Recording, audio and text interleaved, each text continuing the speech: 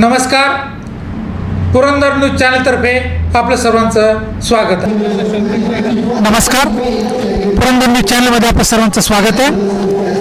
KJ educational कॉम्प्लेक्समध्ये आपण पिसोडीला आलेलो आहोत। कल्याणराव जाधव यांच्या या शैक्षणिक संकुलामध्ये आज सकाळी 6 वाजल्यापासून हाफ हिल मॅरेथॉन शर्यत मोठ्या प्रमाणावर सुरू आहे। सुमारे 5000 पार्टिसिपंट यामध्ये सहभागी झालेले आहे। खरं तर शरीराला आरोग्य फार महत्त्वाचं आहे। आपल्याला सर्व शक्ती दिलेली आहे, परंतु वर्धन करणं हे आपल्या हातात आहे। त्यासाठी आपल्या जीवनामध्ये चैतन्य, उत्साह आणि आरोग्य टिकण्यासाठी ह्या शर्यतीचं आयोजन करण्यात आलेलं आहे। स्वतः KJ जाधव या मॅरेथॉनमध्ये 10 किलोमीटरमध्ये पार्टिसिपंट होते आणि त्यांनी ते पूर्ण केलेलं आहे। आपल्या समेत मिलिटरीमध्ये सहभागी झालेले या ठिकाणी एक दाम्पत्य आहे, त्यांच्याशी आपण संवाद साधणार आहोत। सर, काय आपलं नाव काय? मेरा नाम कर्नल चंदन मटेटी है। मैडम, आपका क्या नाम है? मैं तरु मटेटी हूँ। आपण कशा प्रकारे यात सहभागी झाला?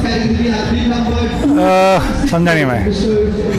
आपने पार्टिसिपेंट कैसा लिया है इसमें? अच्छा, ये हम लोग रेगुलरली भागते हैं। हमारा रनिंग का प्रोग्राम होता है, हम बड़े बड़े लंबे डिस्टेंस भागते हैं। तो यहाँ बोपदेव में हमारा महीने 2 महीने में आके ट्रेनिंग रन होता रहता है। ये हमको बहुत पसंद है, इधर आके भागना, ट्रैकिंग करना सब। राहुल बालसावर साहब जो है हमारे बहुत अच्छे दोस्त हैं, तो उन्होंने बोला ये इवेंट कर रहे हैं, आपको आके भागना पड़ेगा। हमने बोला तुमने बोला और हम आए, और हम फिर 21 भागना था और थोड़ा इंजरी हो रहा था, तो इसीलिए 10 किलोमीटर भागे आज। आपका क्या एज है? मेरा एज अभी 64 है। आपले आरोग्य के क्या रहस्य है? या इतना हेल्थ कैसा, हेल्दी कैसे रहेगा? हेल्दी है, घर का खाना खाते हैं, वर्जिश करते हैं, रोज थोड़ा बाहर निकलना है, हफ्ते में 3-4 दिन भागना है, 1-2 दिन जिम जाना है।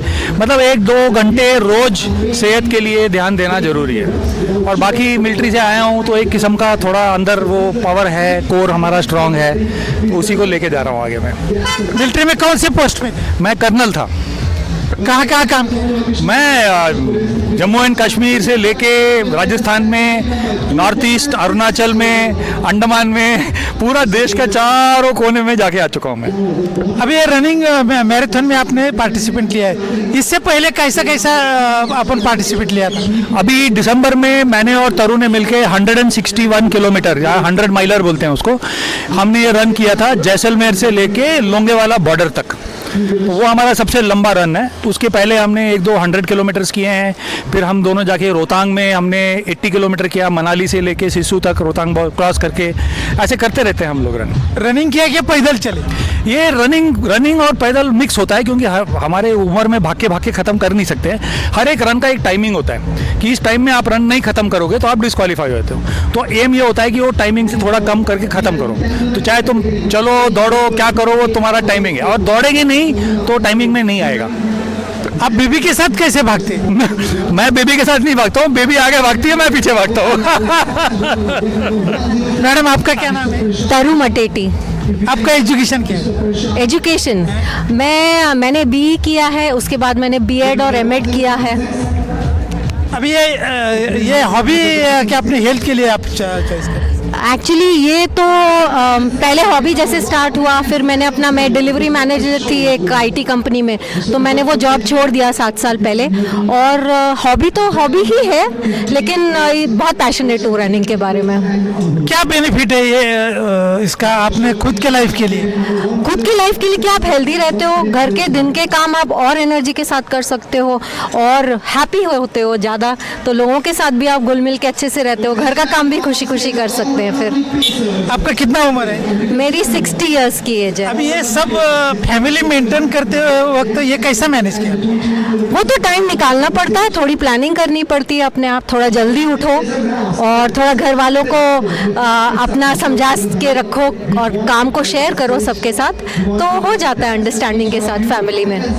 कैसी फैमिली है आपके? बच्चे कितने बच्चे? अभी तो हम दोनों हैं और मेरी मदर है हमारे साथ, या फिर इनके पेरेंट्स आके रहते हैं। हमारी एक बेटी है जो कि मेलबर्न में रहती है, वो वहाँ पर काम करती है। अभी आप बेटी तो परदेश गई है, तो आपका लाइफ, फैमिली लाइफ हैप्पी है? ओ बहुत हैप्पी है, हम दोनों हैं तो हम एंजॉय करते हैं। जब हमारे पेरेंट्स आते हैं, हमारे पास में रहते हैं, तो हमको उस बात की भी खुशी होती है। जब वो नहीं होते हैं तो हम बहुत घूमते हैं। हमारा एम होता है कि जब भी हम किसी रन के लिए जाते हैं तो हम बाहर जाते हैं तो 2-3 दिन छुट्टी ले लेते हैं, तो रन करके फिर उधर थोड़ा सा घूम लिया, राजस्थान में घूम लिया या कलिम्पोंग में घूम लिया, दार्जिलिंग में घूम लिया और वापस आ गया हम लोग। आप अभी आपके माता पिता किसी, इनके माता पिता को कैसे संभालते हैं? इनके माता पिता को बहुत मेरी मदर से ज़्यादा खुशी इनकी मदर को होती है जब मैं भागती हूँ। वो मेरी सबसे बड़ी फैन है मेरी मदर। वो तो उनको संभालने में कोई प्रॉब्लम नहीं है, क्योंकि वो मेरे लिए अपने पेरेंट्स के जैसे ही हैं और वो भी मुझे बेटी की तरह ही ट्रीट करते हैं। क्या होता है, 2 जनरेशन में गैप में ज़रा डिफरेंस रहता है, फिर भी आप कैसे मैनेज करते हैं? वो हो जाता है मैनेज। मतलब शुरू में फर्स्ट टाइम उन्होंने शॉर्ट्स में देखा तो शायद उनको शौक लगा होगा, लेकिन अब तो मैं घर में शॉर्ट्स में ही घूमती हूँ तो उनको कोई प्रॉब्लम नहीं होती है। ये सब मेंटेन करते हुए आपका पति के साथ बॉन्डिंग कैसा रहा है? पति के साथ बॉन्डिंग बढ़ता ही है ना। देखिए, अगर हम कोई कॉमन एक्टिविटी ढूंढ लेते हैं तो वो हमको लाइफ में और आगे और साथ बढ़ाना है, तो उसके लिए बहुत अच्छा होता है। इसके आपका एटीट्यूड और उसके एटीट्यूड में, पति के एटीट्यूड में कुछ डिफरेंट रहता है क्या? बहुत फर्क है। मेरी ट्रेनिंग बहुत डिसिप्लिन्ड होती है, मैं बहुत ज़्यादा लकीर पे चलती हूँ, और मेरे हस्बैंड को ऐसे जैसे बच्चे लोग छुट्टी मारते हैं ना, वैसे पसंद होता है। तो अगर मैं हफ्ते में 5 दिन भागूंगी तो वो कोशिश करते कि वो 4 दिन भागे। अगर मैं 50 किलोमीटर ट्रेनिंग कर रही हूँ तो वो कोशिश करते कि वो 40 पे बंद कर दें। ऐसा है फ़र्क। देखो, ये हैप्पी जो कपल है कि इसका आप पूरा बेनिफिट फैमिली को मिलता है। जब मैराथन में ये दोनों में पार्टिसिपेट किया तो उसका बेनिफिट उनको पूरा फैमिली को मिलता है। एक हैप्पी लाइफ कैसा जीना है, तो इनसे एक रोल मॉडल आपके सामने है। अभी आपने मिलिट्री में एजुकेशन, मिलिट्री में अपनी सर्विस की है, एजुकेशन पूना में किया है, तो लाइफ में सक्सेस होने के लिए क्या मंत्र है आपका, क्या सक्सेस स्टोरी?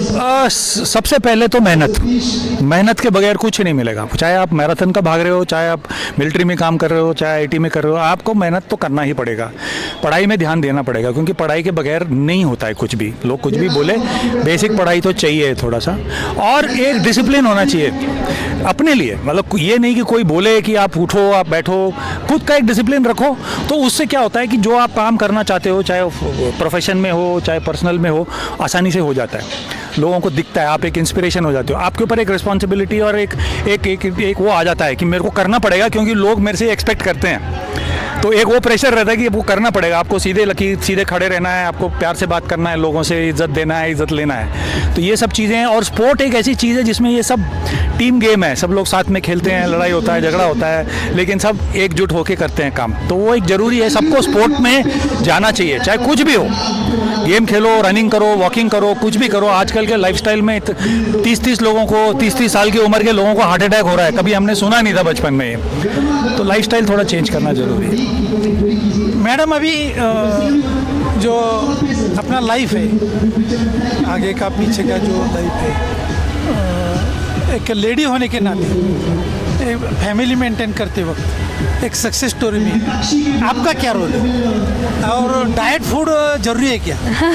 डाइट फूड के बजाय मैं कहूँगी कि हेल्दी फूड ज़रूरी है, और हेल्दी फूड हमारा घर का खाना होता है। तो हमको थोड़ा माइंडफुल होना है। कभी कभी चीटिंग करते हैं थोड़ा बहुत, लेकिन माइंडफुल होना है और खाना बहुत अच्छे से खाना है। और इसमें लेडीज़ का बहुत बड़ा रोल होता है, क्योंकि घर में खाना लेडी बनाएगी और क्या खिलाएगी दूसरों को, वो बहुत डिपेंड करता है। तो अगर लेडी ही इंसिस्ट करती है और हेल्दी खाना अच्छे तरीके से बना के खिलाती है लोगों को, तो डेफिनेटली उसमें बेनिफिट होगा।